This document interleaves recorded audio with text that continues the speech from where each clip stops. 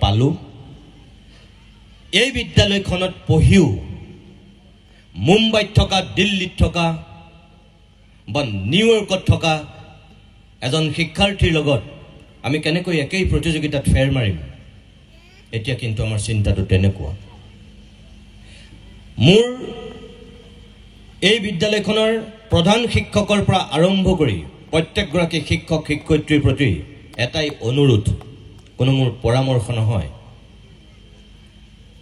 এই বিদ্যালয়খনে যদি আজিৰ পৰা 8 বছৰৰ পিছত বা 7 বছৰৰ পিছত সোণালী জয়ন্তী পাতিব লাগে, আৰু তাৰ পিছত যদি এই বিদ্যালয়খনে শতবাৰ্ষিকী আৰু 50 বছৰৰ পিছত পাতিব লাগে, তেতিয়াহ'লে কিন্তু ইয়াৰ আচল চাবিকাঠিটো প্ৰধান শিক্ষকৰ পৰা আৰম্ভ কৰি ইয়াৰ বৰ্তমানৰ প্ৰত্যেকগৰাকী শিক্ষক শিক্ষয়িত্ৰীৰ হাততেই সোমাই আছে।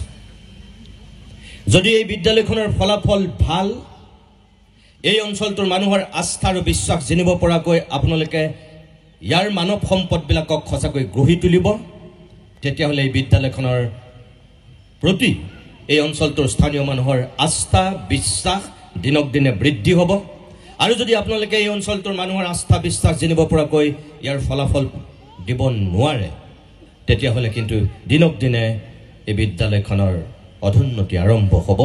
আৰু শতবাৰ্ষিকী পাতিব পৰা সময়লৈ এই বিদ্যালয়খন জীয়াই থাকিবগৈ নে নাই, তাত এটা বৃহৎ প্ৰশ্নৰ উদয় হ'ব। এই সতীৰ্থ সন্মিলন পতাৰ সময়ত সেই কথাখিনিও আপোনালোকে মনত ৰখা উচিত।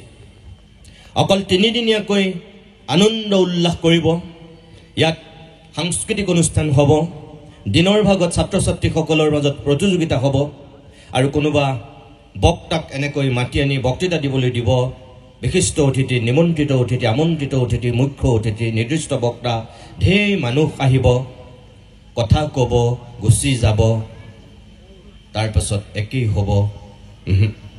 এইটো হ'ব নোৱাৰে। মই এজন স্বাভিমানী অসমীয়া হিচাপে, অসমৰ এজন সুসন্তান হিচাপে কেৱল চৰকাৰৰ ওপৰতে সকলোবিলাক মই নিৰ্ভৰ কৰাটো নিবিচাৰোঁ। আপোনালোককো মই সেইটোৱে ক'ব বিচাৰোঁ। আজি হিমন্ত বিশ্ব শৰ্মাই দেশৰ 5খন শ্ৰেষ্ঠ ৰাজ্যৰ ভিতৰত অসমখনক তেওঁ অন্তৰ্ভুক্ত কৰিব বিচাৰিছে। প্ৰায়ে সেই কথাটো আপোনালোকে শুনে, তেখেতে কৈ আহিছে। মোৰ কথা হ'ল, 5খন শ্ৰেষ্ঠ ৰাজ্যৰ ভিতৰত যদি আমি অসমক অন্তৰ্ভুক্ত কৰিব লাগে, তেতিয়াহ'লে অকল মেডিকেল কলেজৰ সংখ্যা বৃদ্ধিয়ে, ইঞ্জিনিয়াৰিং কলেজৰ সংখ্যা বৃদ্ধিয়ে, বিশ্ববিদ্যালয়ৰ সংখ্যা বৃদ্ধিয়ে বা ফ্লাইঅভাৰ বা অট্টালিকা নিৰ্মাণেৰে কেতিয়াও আমি 5খন শ্ৰেষ্ঠ ৰাজ্যৰ ভিতৰত নিজকে অন্তৰ্ভুক্ত কৰিব নোৱাৰোঁ। যদিহে আমাৰ শিক্ষা আৰু স্বাস্থ্য এই দুয়োটা দিশত আমি যদি নিজকে ওপৰলৈ নিব নোৱাৰোঁ, তেতিয়াহ'লে আমি কেতিয়াও সেই শ্ৰেষ্ঠ 5খন ৰাজ্যৰ ভিতৰত অন্তৰ্ভুক্ত কৰিব নোৱাৰিম। মই কিয় কৈছোঁ আপোনালোকক, এইবাৰ যেতিয়া অসম বিধানসভা অনুষ্ঠিত হৈছিল, এই বিধানসভাত আগৰ কথা মই বাদেই দিছোঁ, যোৱা 20 ফেব্ৰুৱাৰীত অসম বিধানসভাত যেতিয়া শিৱসাগৰৰ বিধায়ক অখিল গগৈয়ে এটা প্ৰশ্ন আনিছিল যে অসমত এজনীয়া শিক্ষকৰে চলা প্ৰাথমিক বিদ্যালয়ৰ সংখ্যা কিমান, শিক্ষকবিহীনভাৱে থকা প্ৰাথমিক বিদ্যালয়ৰ সংখ্যা কিমান,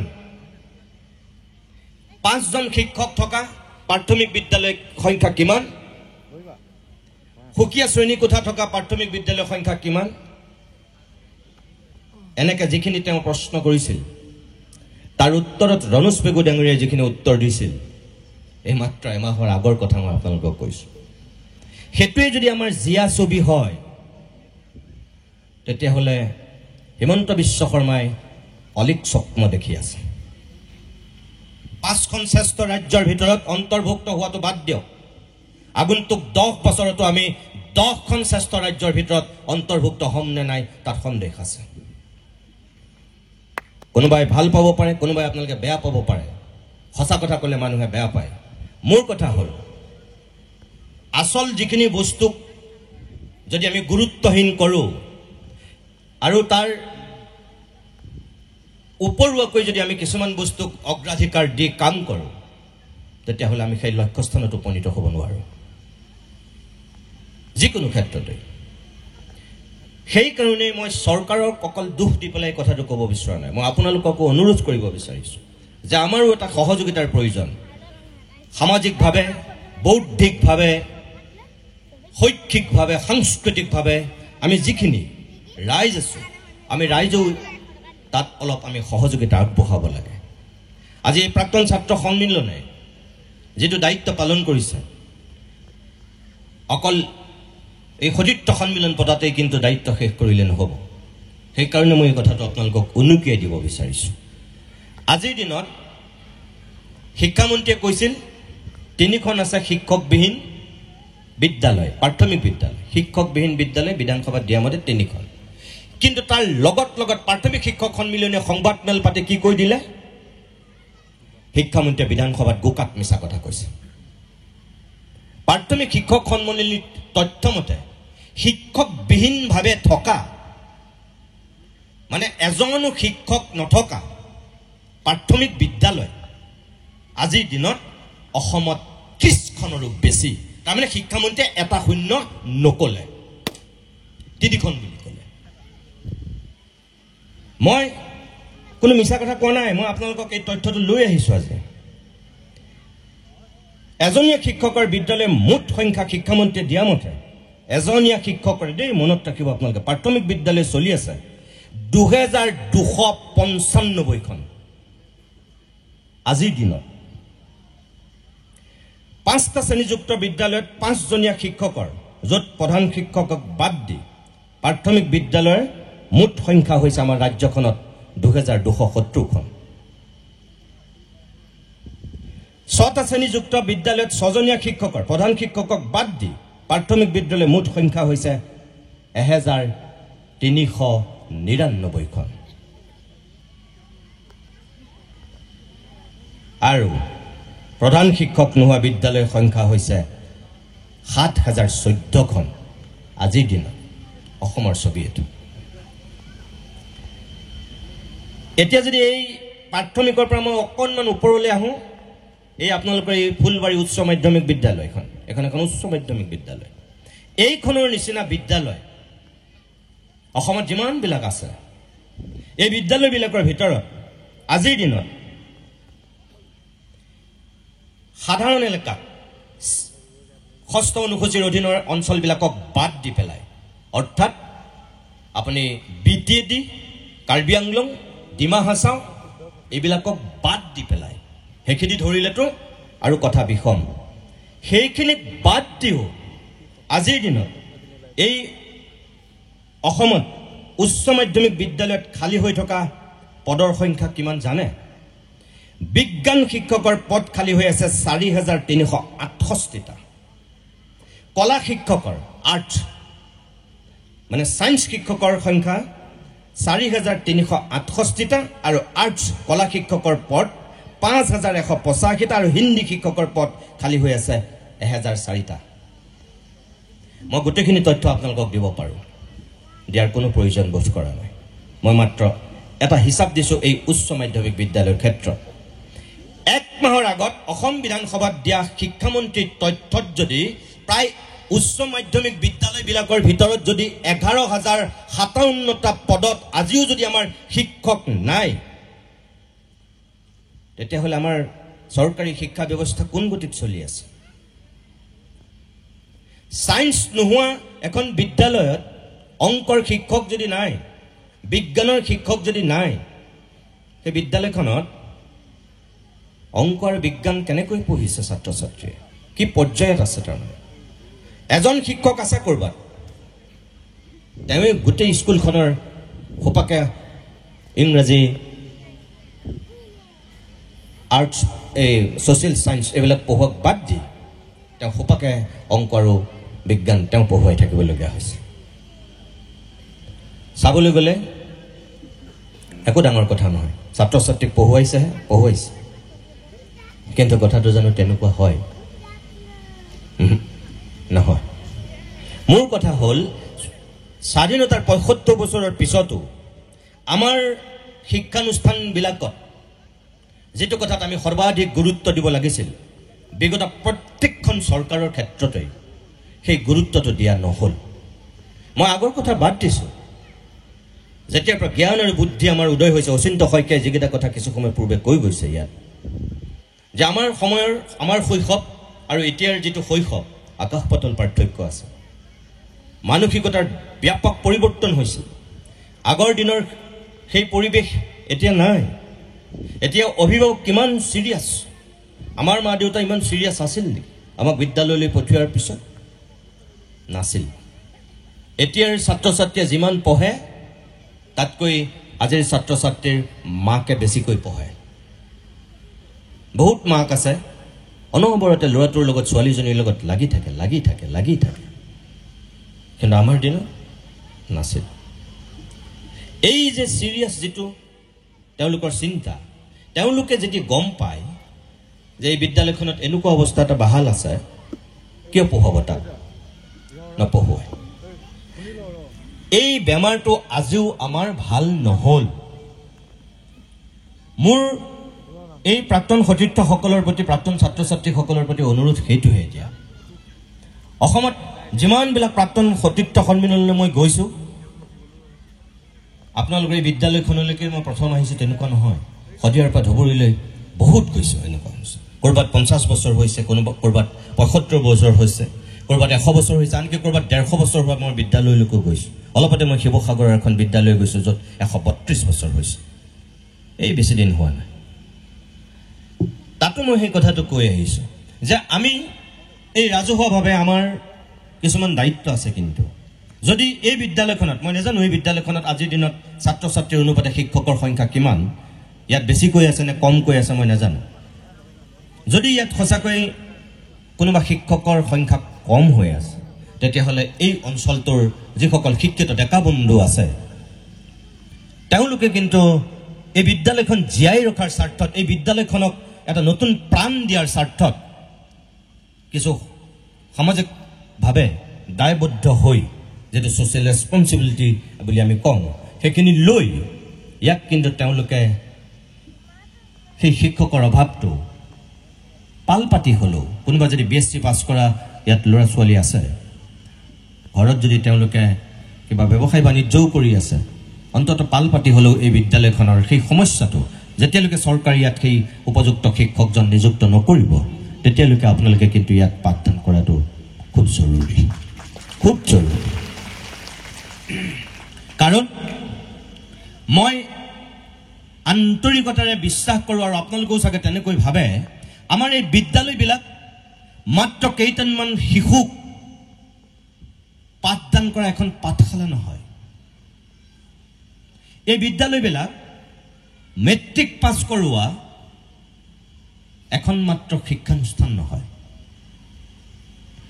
এই বিদ্যালয়বিলাক আমাৰ কিন্তু জাতি গঢ়াৰ কমাৰ খাল আপোনালোকে মনত ৰাখিব এই বিদ্যালয়বিলাক আমাৰ জাতি গঢ়াৰ কমাৰ খাল দেশ গঢ়াৰ আসল খনিকৰসকল ইয়াতেই সোমাই থাকে আমি তেওঁলোকক যেনেকৈ নিৰ্মাণ কৰিম তেনেকৈ আমাৰ জাতি নিৰ্মাণ হ'ব তেনেকৈ আমাৰ দেশ নিৰ্মাণ হ'ব বিশ্ববিদ্যালয় বহু দূৰ তাৰ আগত ইয়াত থাকিব খেহতি আপুনি মই আমি প্ৰথম প্ৰাথমিক পৰ্যায়ত যেতিয়া আমি নিজৰ ভেটিটো বনাও আপুনি চাব সেই ভেটি অনুযায়ী আগবাঢ়ি গৈ থাকে এটা ডাঙৰ অট্টালিকা বনাবলৈ যেনেকৈ প্ৰথম তাৰ তলৰ ভেটিটো মজবুত হ'ব লাগে তেতিয়াহে তাত আপুনি ইটো মহলৰ পৰা সিটো মহলকৈ আপুনি ঘৰ বনাব পাৰে যদি তলৰ ভেটিটো দুৰ্বল আপুনি কেতিয়া ওপৰত কেবা মহলীয়া অট্টালিকা কেতিয়াও বনাব নোৱাৰে একেই কথা আমাৰ মানুহৰ জীৱনতো খাপ খায়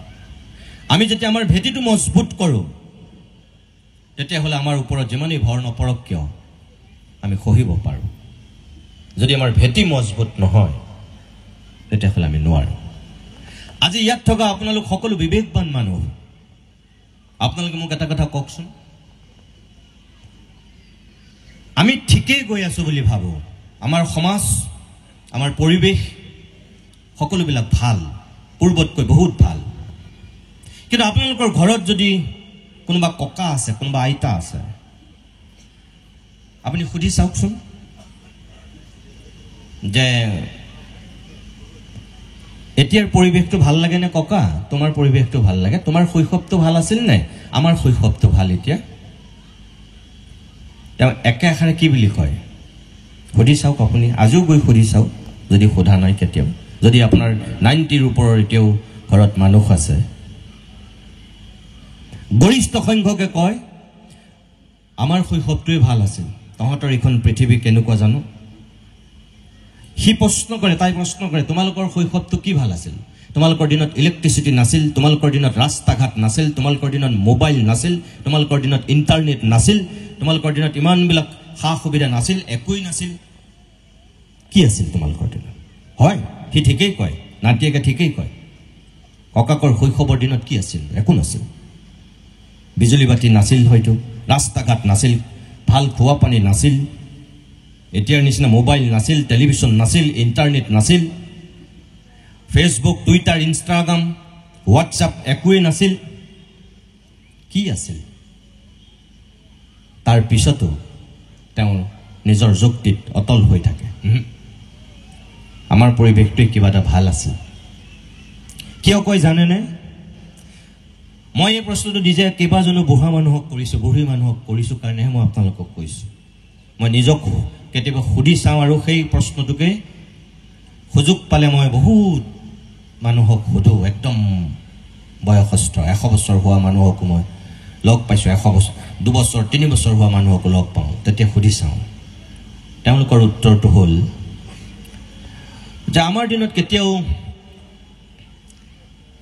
কোনো সন্তানে মাক দেউতাকক ঘৰৰ পৰা উলিয়াই দিয়া কথা শুনা নাছিল। আমাৰ দিনত কেতিয়াও কোনো দেউতাকে পুতেকক কাটি দুচেৰ কৰাৰ কথা আমি শুনা নাছিলোঁ, কোনো গিৰিয়েকে ঘৈণীয়েকক কাটি দিয়াৰ কথা শুনা নাছিলোঁ। আমাৰ দিনত এইবিলাক কিবা বৃদ্ধাশ্ৰম নেকি এইবিলাক যে ওলাইছে, আমাৰ দিনত সেইবিলাক একো নাছিল। কাজিয়া লাগিছিল, কিন্তু তাৰপিছতো আমি এক হৈ আছিলোঁ।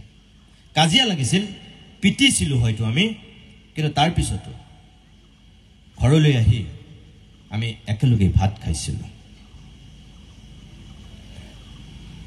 সৰু কথা, কিন্তু এইটোত বহুত ডাঙৰ কথা সোমাই আছে।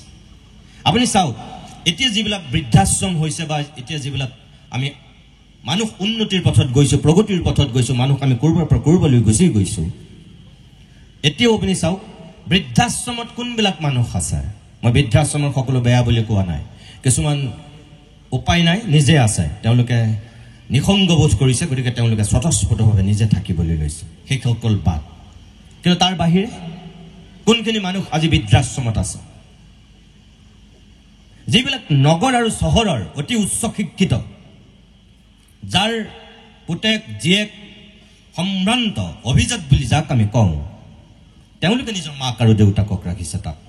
কোনো আপোনালোকে এই ফুলবাৰী অঞ্চলৰ কোনো ভিতৰুৱা যি দিনটো হাজিৰা কৰে, যি ঠেলা চলায়, যি ৰিক্সা চলায়, পেটত গামোচা মাৰি হ'লেও কষ্ট কৰে, তেওঁ কিন্তু দেউতাকক কেতিয়াও ঘৰৰ পৰা উলিয়াই ক'ৰবাত ৰখা নাই।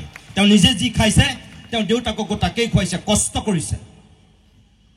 এইটোৱেই হৈছে মানুহৰ আচল শিক্ষা, এইটোৱেই হৈছে মানৱতা, এইটোৱেই হৈছে নৈতিকতা, এইটোৱেই হৈছে মনুষ্যত্ব। আৰু সেইটোৱেই শিকিছিল আমাৰ তাহানিৰ ককা আৰু আইতাহঁতে মাত্ৰ LP স্কুললৈকে। কোনোবাই হয়তো MV স্কুল গৈছিল, কোনোবাই হয়তো হাইস্কুলৰ বাৰাণ্ডাও গচকি পোৱা নাছিল, কলেজ আৰু বিশ্ববিদ্যালয় বাদেই দিয়ক। কিন্তু তাৰপিছতো যিটো শিক্ষা তেওঁলোকে জীৱনত আয়ত্ত কৰিছিল, এইটো আছিল আচল শিক্ষা। কিন্তু এতিয়া আমিবিলাকে ক'ৰবাৰ পৰা গৈ আমি ক'ৰবাত পাইছোঁগৈ, আমি গৈ আছোঁ,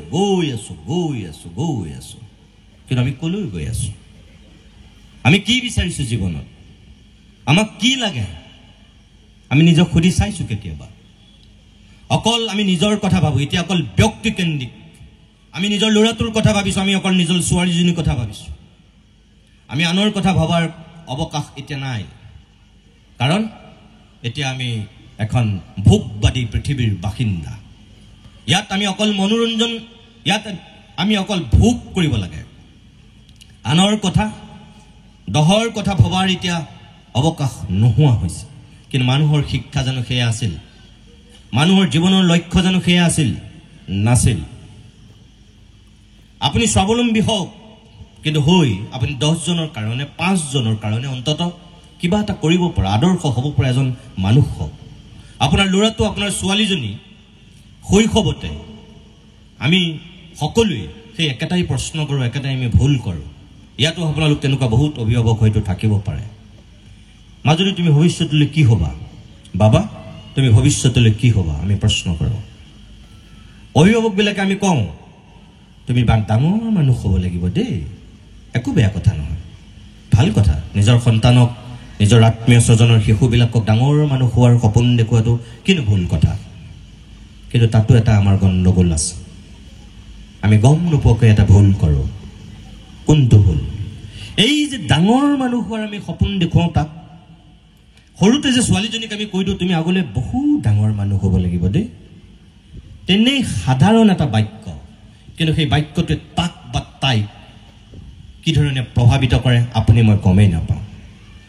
সি বা তাই সেই ডাঙৰ মানুহ হোৱাৰ সপোনটোৰ মাজত সোমাই যায়, আৰু সোমাই গৈ তাই কেতিয়াও আপোনাক নকয় যে মই এজন শিক্ষক হ'ম। তাই সদায় কয় মই ডক্তৰ হ'ম, মই ইঞ্জিনিয়াৰ হ'ম, মই মহাকাশ বিজ্ঞানী হ'ম, মই কিবা ডাঙৰ মানুহ হ'ম, এইটোৱে কয়। এই ডাঙৰ মানুহৰ সপোনটো দেখুৱাই আমি তাইক গম নোপোৱাকৈয়ে, তাক গম নোপোৱাকৈ আমি এটা যন্ত্ৰ কৰি দিওঁ। এই যে নিগনি দৌৰত নামি যায়, অচিন্ত শইকীয়াই যে কৈ গৈছে এতিয়াৰ চব একো একোটা কোঠাৰ ভিতৰত আবদ্ধ,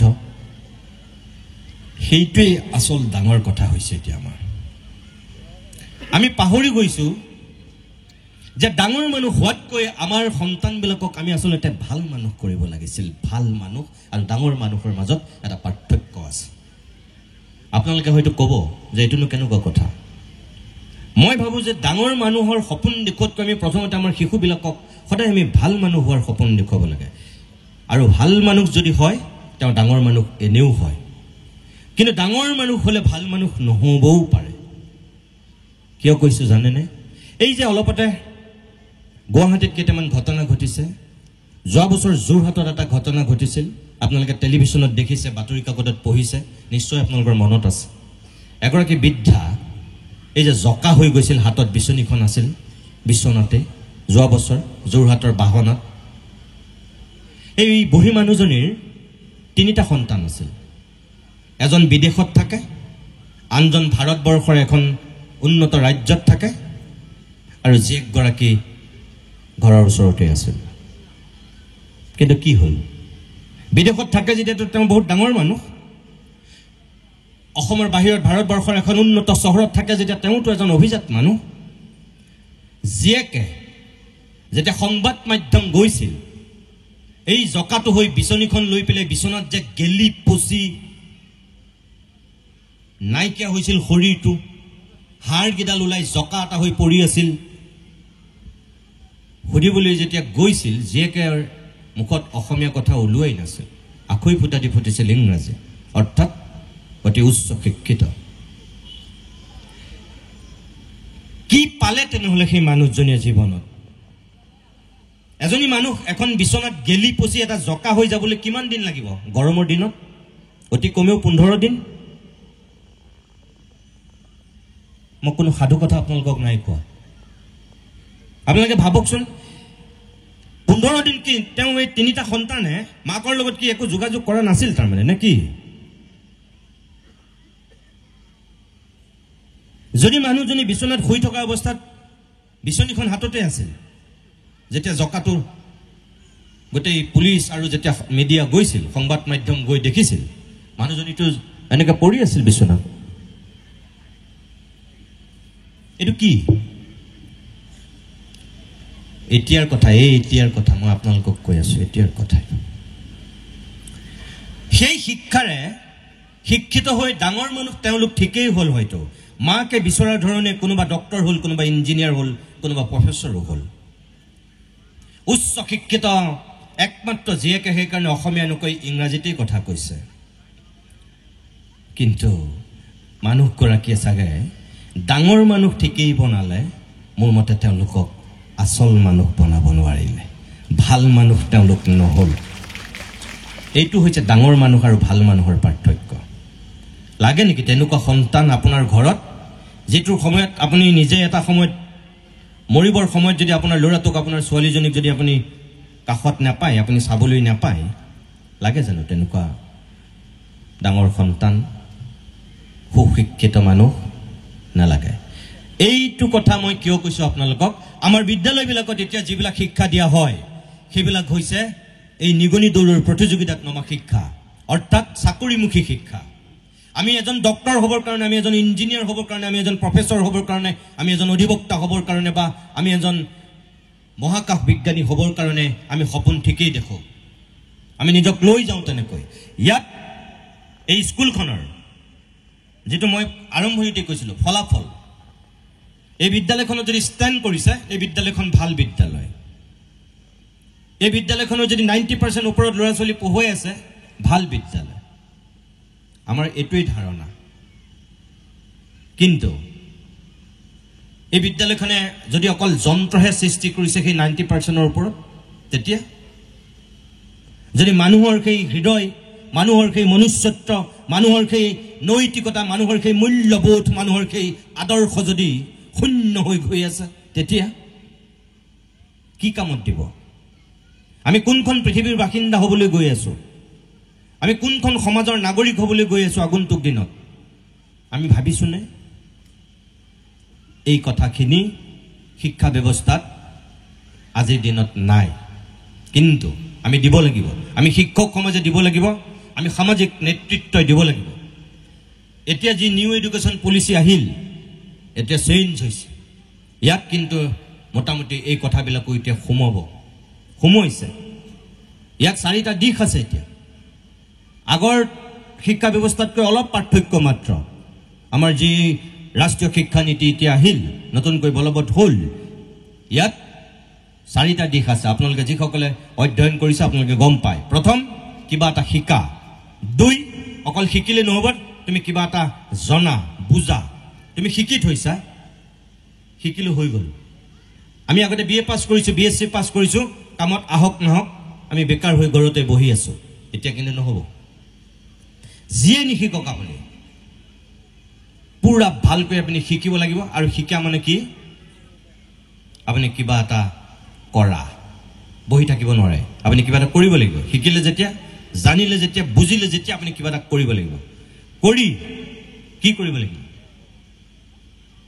আপুনি কিবা এটা হ'ব লাগিব কোনোবা ব্যৱসায়ী হ'ব কোনোবা নাপিত হ'ব কোনোবা কৃষক হ'ব কোনোবা শিক্ষক হ'ব কোনোবা ডক্টৰ হ'ব কোনোবা ইঞ্জিনিয়াৰ হ'ব কোনোবা প্ৰফেসৰ হ'ব কিবা XYZ তেওঁ কিবা এটা হ'ব কোনোবা মিস্ত্ৰী হৈছে কোনোবা বিউটিচিয়ান হৈছে কোনোবা ড্ৰাইভাৰ হৈছে কিবা এটা হ'বই লাগিব এই যে কিবা এটা কৰা তাৰ পিছত চতুৰ্থটো ষ্টেপ কিবা এটা হোৱাৰ পিছত আপুনি জীয়াই থাকিব লাগিব কোত অকলে খাই বৈ জীয়াই থকাৰ কথা কোৱা নাই আপুনি মানুহৰ মাজত জীয়াই থকাৰ কথা কৈছে এখন সমাজৰ মাজত জীয়াই থকাৰ কথা কৈছে অৰ্থাৎ আপুনি কুকুৰ মেকুৰী গৰু ছাগলীতকৈ আপুনি পৃথক আপুনি খাবৰ কাৰণে পৃথিৱীখনলৈ অহা নাই গৰু ছাগলীয়ে অকল জীয়াই থাকিবৰ কাৰণে খায় মানুহে অকল জীয়াই থাকিবৰ কাৰণে নাখায় মানুহৰ এক সুকীয়া সত্তা আছে কাৰণ মানুহ জীৱশ্ৰেষ্ঠ মানুহৰ এই পৃথিৱীখনৰ প্ৰতি দায়িত্ব আছে মানুহৰ কিছু কৰ্তব্য আছে এই পৃথিৱীখন ধুনীয়া কৰি ৰাখিবৰ কাৰণে আমি প্ৰত্যেকজন মানুহৰে সেই মানসিকতাটো থকাটো উচিত আমি প্ৰত্যেকখন ঘৰ ধুনীয়া কৰিলেহে আমাৰ প্ৰত্যেকখন গাঁও ধুনীয়া হ'ব আৰু প্ৰত্যেকখন গাঁও ভাল হ'লেহে প্ৰতিটো অঞ্চল ভাল হ'ব প্ৰতিটো অঞ্চল ভাল হ'লেহে প্ৰতিটো সমষ্টি ভাল হ'ব প্ৰতিটো সমষ্টি ভাল হ'লে প্ৰতিখন জিলা ভাল হ'ব আৰু প্ৰতিখন জিলা ভাল হ'লে ৰাজ্যখন ভাল হ'ব প্ৰতিখন ৰাজ্য ভাল হ'লে গোটেই দেশখন ভাল হ'ব আৰু প্ৰত্যেকখন দেশ ভাল হ'লে পৃথিৱীখন ধুনীয়া হ'ব এইটোই হৈছে আমাৰ লক্ষ্য মানুহৰ লক্ষ্য আমেৰিকাতে থাকক ৰাছিয়াতে থাকক ইংলেণ্ডতে থাকক জাৰ্মানীতে থাকক এই ভাৰততে থাকক সকলোৰে লক্ষ্য এটাই কিন্তু আমি বহুত জানিও আমি এতিয়া বহুত নাজানো বহুত বুজিও আমি এতিয়া বহুত নুবুজো একো নুবুজো আমি অকল আমি নিজৰ কথা বুজো মোৰ আপোনালোকৰ প্ৰতি অনুৰোধ এতিয়া সেইটোৱেই এই যে প্ৰাক্তন সতীৰ্থ সন্মিলন ছাত্ৰ সন্মিলন ইয়াত অনুষ্ঠিত হৈছে ইয়াৰ যিটো সামাজিক পৰিকাঠামো এনেধৰণৰ অনুষ্ঠানৰ আয়োজনে ইয়াৰ সামাজিক পৰিৱেশটোত বহুত প্ৰভাৱ পেলায় আৰু সেই প্ৰভাৱ যদি এই 3 দিনীয়া অনুষ্ঠানটো ইয়াত পেলাইছে তেতিয়াহ'লে আপোনালোকৰ এই অনুষ্ঠানটোৰ নিশ্চয় কৰবাত নহয় কৰবাত এটা সাৰ্থকতা থাকিব আৰু যদি একো প্ৰভাৱ নেপেলালে তেতিয়াহ'লে মই ভাবোঁ আপোনালোকৰ কৰবাত ফেইল হৈছে ব্যৰ্থ হৈছে মই নাজানো এতিয়া আপোনালোকে কোনটো কৰিছে ৰোমন্থন কৰিছে আপোনালোক মানুহখিনি ইয়াত গোট খাইছে এই 40 বছৰ 4টা দশকতকৈও বেছি এতিয়া ইমানখিনি মানুহ এই যে গোট খাইছে বহুত ইয়াত ৰোগীয়া মানুহো আছে কিন্তু আপুনি চাব হাজাৰ দৰৱ খাই আপুনি ভাল নোহোৱা যিসকল তেনেকুৱা 2-1 মানুহ ইয়াত আছে এই 3 দিনৰ যিটো পৰিৱেশ এই পৰিৱেশটো আপোনাক এটা অনন্য আনন্দ দিছে অনন্য মাত্ৰা দিছে আপুনি সুখ আৰু আনন্দৰ মাজত আছে ইয়াত প্ৰাপ্তি আছে আপোনাৰ এই কেইদিনত ইয়াত বিষাদ নাই ইয়াত বেদনা নাই ইয়াত অকল ফূৰ্তি আৰু আনন্দ আছে এটো আপোনাৰ গম নোপোৱাকৈ দিয়া এটা মানসিক শান্তি এই 3 দিনীয়া অনুষ্ঠানটো দিছে আপোনাক এই মানসিক শান্তি এই যে ডেকা বন্ধুসকলে দেহক পানী কৰি হাড়ক মাটি কৰি দিন ৰাত একাকাৰ কৰি এই অনুষ্ঠানটোৰ সফলতাৰ কাৰণে যে কষ্ট কৰিছে কিয় ইয়াত এটা তৃপ্তি আছে কাৰণ এওঁলোক মানুহ এওঁলোকে নিজৰ কাৰণে কাম কৰিছে বুলি মই নাভাবোঁ এওঁলোকৰ লক্ষ্যটো উদ্দেশ্যটো হৈছে সমাজখনৰ কাৰণে কিবা এটা দিয়া উঠি অহা প্ৰজন্মটোৰ মাজত কিবা এটা শিকোৱা এই বিদ্যালয়খনৰ অতীতটো কি আছিল এবাৰ ৰোমন্থন কৰি বৰ্তমানৰখিনিক জনোৱা যে ইয়াৰ পৰা এনেকুৱা মানুহ সৃষ্টি হৈছিল এনেধৰণৰ কষ্ট কৰি এই বিদ্যালয়খন প্ৰতিষ্ঠা কৰা হৈছিল আৰু এই বিদ্যালয়খনে এইবিলাক মানুহ সৃষ্টি কৰিছিল তাৰমানে কি অতীত ৰোমন্থন আমাৰ এতিয়াৰ যিটো জেনেৰেশ্যন এওঁলোকে সদায় বৰ্তমানটোক গুৰুত্ব দিয়ে না এওঁলোকৰ কাৰণে অতীত না এওঁলোকৰ কাৰণে ভৱিষ্যত ভুল আপোনালোক যিসকল প্ৰাক্তন সতীৰ্থ ইয়াত আছে অভিভাৱক সমাজ আছে আপোনালোকৰ প্ৰতি মোৰ অনুৰোধ সেইটোৱেই যিবিলাক মানুহে নিজৰ অতীত ৰোমন্থন কৰিব নাজানে সেইবিলাক মানুহৰ কোনো ভৱিষ্যতো নাথাকে চাব আপোনালোকে মই কোৱা কথা নহয় উইনষ্টন চাৰ্চিলে কেতিয়াবা কৈ থৈ গৈছে যে আমি সদায় আমি নিজৰ অতীতটোক আমি ৰোমন্থন কৰিব লাগে যে আমি ক'ৰ পৰা আহিছোঁ কি পৰ্যায়ত আছিলোঁ আৰু কি পৰ্যায়ত পালোহি আহি এই কাৰণে আমি অতীতটোক ৰোমন্থন কৰিব লাগে যে তাত মানুহৰ আত্মবিশ্বাস বৃদ্ধি পায় তাত ভুল শুদ্ধৰ বিশ্লেষণ হয় যে এইখিনি ভুল আছিল এইখিনি ভাল আছিল আৰু সেই শুদ্ধখিনি লৈ পেলাই মানুহ যেতিয়া আগুৱাই যাব পাৰে সেইকাৰণে আমি অতীতটো ৰোমন্থন কৰিব লাগে আৰু আজি মই ভাবোঁ এই 40 বছৰে ইয়াত চাগে এনেকুৱা প্ৰাক্তন সতীৰ্থ সন্মিলন এই বিদ্যালয়খনৰ ইয়াৰ আগতে ইমান ধুমধামেৰে 3 দিনীয়াকৈ অনুষ্ঠিত হোৱাৰ চাগে নজিৰ নাছিল মোৰ লাগে এইবাৰেই চাগে তেখেতে কৈছে সভাপতি মহোদয় এইবাৰেই প্ৰথম তাৰমানে আপোনালোকে ভাবক মই কোৱা কথাটো সঁচা এই বিদ্যালয়খনে যিখিনি ইয়াত সুবাস বিলাইছিল এতিয়াৰ জেনেৰেশ্যনটোক এতিয়াৰ প্ৰজন্মটোক তেওঁলোকে ক'ব বিচাৰিছে যে আমি এনেকুৱা কষ্ট কৰি বিদ্যালয়খন প্ৰতিষ্ঠা কৰিছিলোঁ এইখিনি মানুহ ইয়াৰ পৰা ওলাইছে আমুক ডক্টৰ আমুক প্ৰফেচৰ আমুক ইঞ্জিনিয়াৰ আমুক ব্যৱসায়ী আমুক আমুক তমুক ক'ব এইখিনি মানুহ এই বিদ্যালয়ৰ মানুহ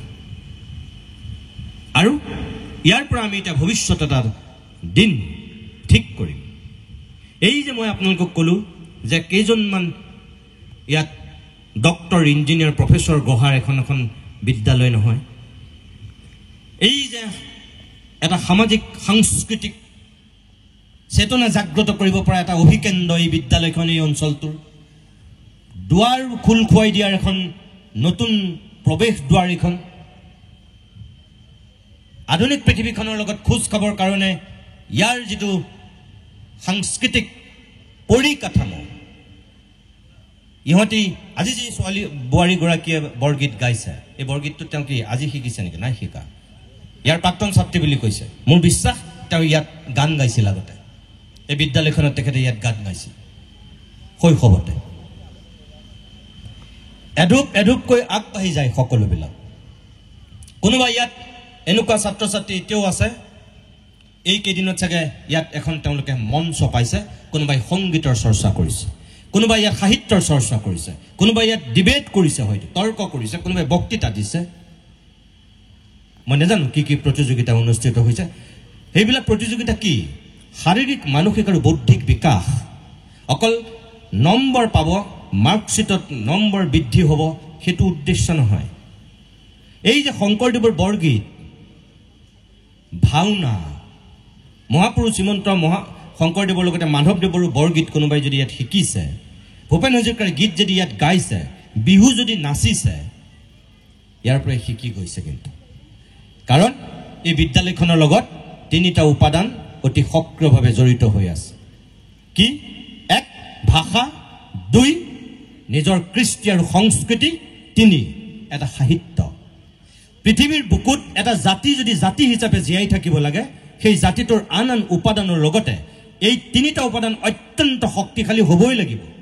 এক, ভাষা; দুই, কৃষ্টি সংস্কৃতি; তিনি, সাহিত্য। য'তে নাথাকে। আৰু এই বিদ্যালয়খনে গম নোপোৱাকৈ এই চাৰ্টিফিকেট আৰু মাৰ্কশ্বিটখনৰ লগতে এই তিনিটা বস্তু শিকাই থাকে। নিজৰ ভাষা প্ৰেম শিকায়, নিজস্বৰ কৃষ্টি সংস্কৃতি ইয়াত মজবুত হৈ হৈ গৈ থাকে, আৰু গম নোপোৱাকৈ এটা উন্নত সাহিত্য সৃষ্টি হয়। এই যে স্মৰণিকাখন উলিয়াইছে, এয়া কি? এয়া সাহিত্য। আজি আপোনালোকে ইয়াত যিসকল মানুহ আছে, আজিৰ পৰা 50 বছৰৰ পিছত ইয়াত থকা বহুত মানুহ নাথাকিব, মৰি ভূত হ'ব, বহুতৰ হাড়ত দুবৰি গজিব। কিন্তু থাকি যাব কি?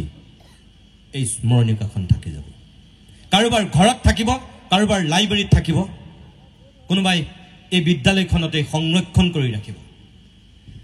এই যে আজিৰ পৰা 50 বছৰৰ পিছত, এই 2025 চনটোক যদি কোনোবাই জানিব বিচাৰে, ইয়াৰ সামাজিক পৰিকাঠামোটো কেনেকুৱা আছিল, বৌদ্ধিক চেতনা কোন পৰ্যায়ৰ আছিল, এই স্মৰণিকাখন তেতিয়া কাৰোবাৰ কাৰণে হাত পুথি হ'ব পাৰে, বুৰঞ্জী হ'ব পাৰে, দলিল হ'ব পাৰে। সেইকাৰণে এখন এখন মাত্ৰ স্মৰণিকা, কেইটামান পৃষ্ঠাৰ এখন আলোচনী নহয়, সময়ৰ বুৰঞ্জী, দলিল, এখন সাহিত্য। ইয়াত এই সাহিত্যও সৃষ্টি হৈছে। এই ভাষাৰ উৎকৰ্ষ সাধন হৈছে, তাত ভাষা আছে, অসমীয়া ভাষা। আমাৰ বিহু, আমাৰ লোকাচাৰ, লোক সংস্কৃতিক লৈ তাত হয়তো প্ৰবন্ধ ওলাইছে। এই দিশবিলাকো ইয়াৰ লগত জড়িত হৈ থাকে। ইয়াত বহুত কেইগৰাকী বক্তা আছে, মই প্ৰায় 40 মিনিটমান সময় চাগে কথা কৈছোঁ, মই শেষ কৰিব বিচাৰিছোঁ।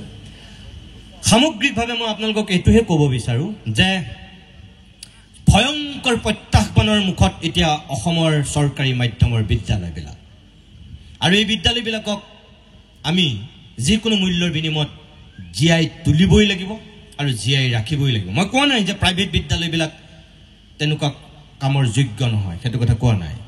কিন্তু এই বিদ্যালয়বিলাকৰ লগত আমাৰ এটা অসমীয়া মানুহৰ সম্পৰ্ক আছে। সেই সম্পৰ্কটো দুই ধৰণৰ, আৰু যদি কেনেবাকৈ সেই দুই ধৰণৰ সম্পৰ্কটোৰ বিচ্ছেদ ঘটে, তেতিয়াহ'লে আমাৰ সমাজখনৰ কাৰণে ভয়ংকৰ পৰিৱেশ নামি আহিব। কি? এই বিদ্যালয়খনৰ লগত এই অঞ্চলটোৰ মানুহৰ, প্ৰাক্তন সতীৰ্থসকলৰ দুটা সম্পৰ্ক জড়িত। এক, আৱেগিক; দুই, আত্মিক। মোতকৈ বেছি ভালকৈ আপোনালোকে জানিব, এই বিদ্যালয়খনৰ লগত এটা আৱেগিক সম্পৰ্ক আছে এই অঞ্চলটোৰ ৰাইজৰ, এই প্ৰাক্তন সতীৰ্থসকলৰ এটা আৱেগিক সম্পৰ্ক আছে, আৰু দুই, আত্মিক সম্পৰ্ক আছে, নিজৰ বুলি ভাবে। গম নোপোৱাকৈ এইটো কি? এইটো আমাৰ জাতীয়তাবাদ, এইটো আমাৰ স্বাভিমান, যে বিদ্যালয়খন আমাৰ। বিদ্যালয়খনৰ বেয়া হ'লে আমাৰ টোপনি ক্ষতি হয়, ৰিজাল্ট বেয়া হ'লে আমি কষ্ট পাওঁ, আমি দুখ পাওঁ। অকল প্ৰধান শিক্ষক বা অকল শিক্ষকসকলৰ এইখন বিদ্যালয় নহয়, যিসকল প্ৰধান শিক্ষক আৰু শিক্ষাগুৰুৱে অকল বিদ্যালয়খন নিজৰ বুলি ভাবে, মোৰ তেখেতসকলৰ প্ৰতিও আহ্বান, আপোনালোকে সেই ভুলটো নকৰিব। এই অঞ্চলৰ মানুহৰ আস্থাত আৰু বিশ্বাসত লৈ এই বিদ্যালয়খনৰ উত্তৰ ভৱিষ্যতৰ পৰিকল্পনা আপোনালোকে নিৰূপণ কৰক। এককভাৱে আপুনি একো কৰিব নোৱাৰে। আৰু আহি থকা দিনত এই প্ৰাক্তন সতীৰ্থসকলক মোৰ সেইটোৱেই অনুৰোধ যে আজি আপোনালোকে এই 2025 চনত 43 বছৰ হোৱাৰ সময়ত এনেকুৱাকৈ যে পাতিছে আপোনালোক ধন্যবাদৰ পাত্ৰ শলাগৰ পাত্ৰ আপোনালোকৰ ভাল হওক ভগৱানে আপোনালোকৰ সকলোৰে মংগল কৰক মই না মুখ্যমন্ত্ৰী না মই বিত্তমন্ত্ৰী না মই কিবা শিক্ষামন্ত্ৰী যে মই আপোনালোকৰ বিদ্যালয়খনলৈ কিবা ডাঙৰ অনুদান দিব পাৰিম বা কিবা মই আপোনালোকৰ সমস্যাবিলাকৰ সমাধান কৰি দিব পাৰিম মই একো কৰিব নোৱাৰো কিন্তু এইটো কথা ঠিক মই আহিলো মোৰ ভাল লাগিল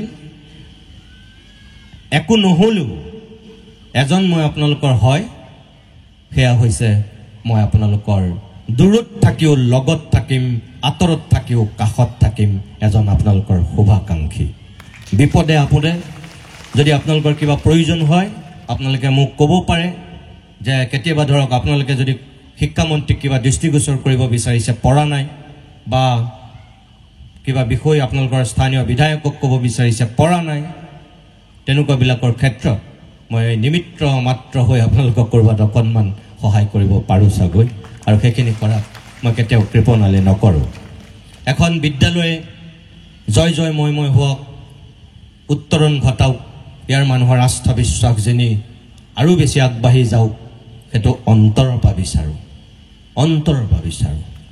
আৰু মই সেইকাৰণেই আপোনালোকৰ মাজলৈ আহিলোঁ মোৰ ভাল লাগিল ইয়াৰ প্ৰতিষ্ঠাপক প্ৰধান শিক্ষক মহোদয় মোৰ কাষতে বহি আছিল তেখেতৰ শৰীৰ বেয়া কিছু সময় পূৰ্বে মই যেতিয়া তেখেতৰ লগত কথা পাতিছোঁ কিন্তু তেখেত এতিয়াও জীৱন্ত কিংবদন্তি এই বিদ্যালয়খনৰ কাৰণে তেখেত এতিয়াও বহি আছে তেখেতৰ চাগে চকুৱেদি কিমান যে সময় বাগৰিছে কিমান ইতিহাস ক'ৰ পৰা যে আহি এই বিদ্যালয়খন এই পৰ্যায়ত পাইছেহি তেখেতে জানিব আপোনালোকে তেখেতকো যে আজি এখন মঞ্চ দিছে এইটোৱেই আমাৰ আদৰ্শ অসমীয়া সমাজৰ আমাৰ নৈতিকতা মূল্যবোধ নতুন প্ৰজন্মটোক আপোনালোকে গম নোপোৱাকৈ তেখেতক সন্মুখত বহুৱাই যিখিনি চাগে ইয়াত সন্মান যাচিছে বা কথা ক'বলৈ যদি দিছে এইটো এটা আপোনালোকৰ মহৎ প্ৰচেষ্টা মহৎ চিন্তা মই তাৰো শলাগ লৈছোঁ আৰু শেষত এটা কথা ক'ম যে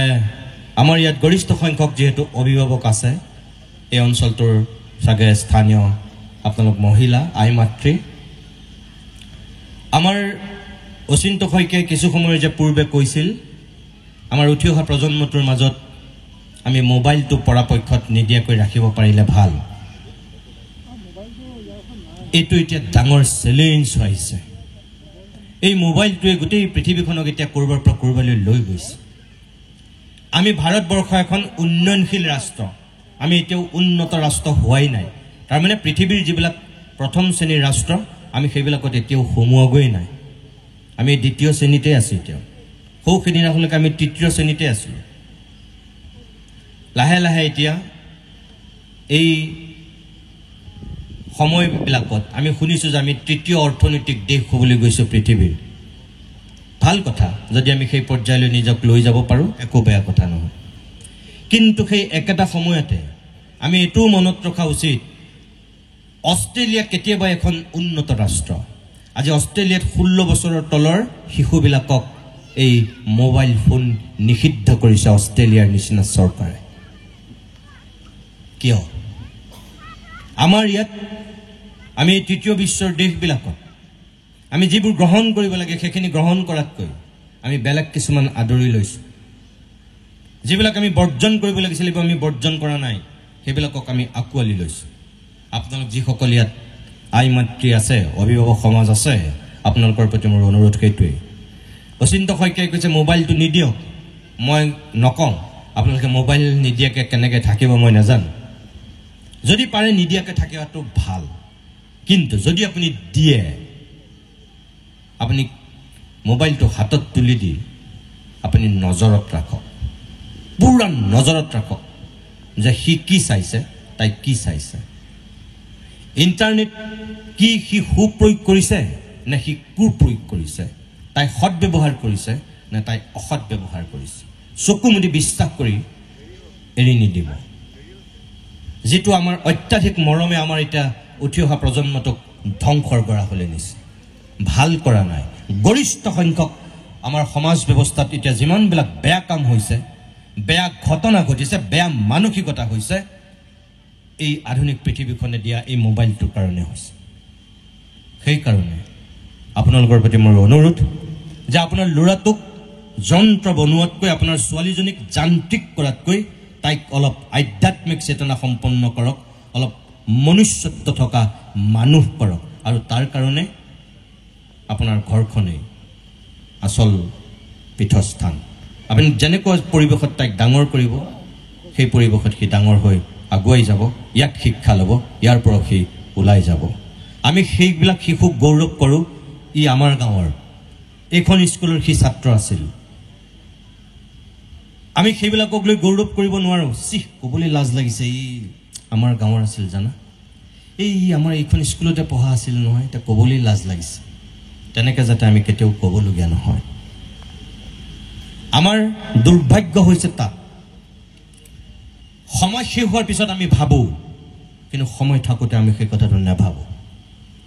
আগত আমি সেই চিন্তাখিনি কৰাটো জৰুৰী।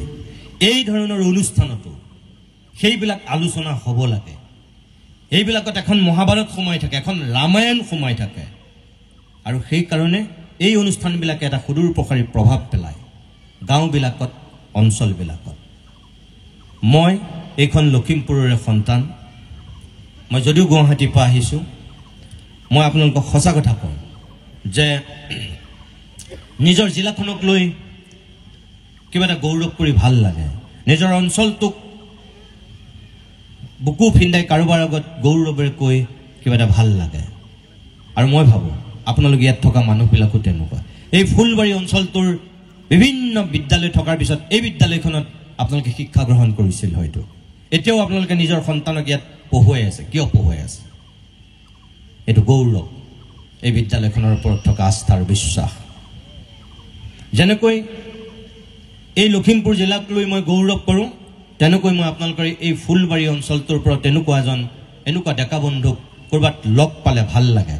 ইয়াৰ কোনোবা ডক্টৰ হৈছে মই গম পাইছোঁ, তেনেকুৱা এজন এই বিদ্যালয়ৰে ওলাই যোৱা ল'ৰা আজি গুৱাহাটীত কিন্তু লাহে লাহে প্ৰতিষ্ঠা লাভ কৰিছে। ইয়ালৈ আহিম বুলি মই গম পোৱাৰ পিছত তেওঁ যেতিয়া মোক কৈছিল, নিতুমুন্দা মই সেইখন বিদ্যালয়ৰ ছাত্ৰ, মোৰ ভাল লাগিছিল। মই সত্যৰ কথা কৈছোঁ। ইয়াত সত্য আছেনে নাই নাজানো। সত্যৰঞ্জন আছে নেকি ইয়াত? আছে। এই সত্য এতিয়া নতুন কিছুমান কাম কৰি আছে।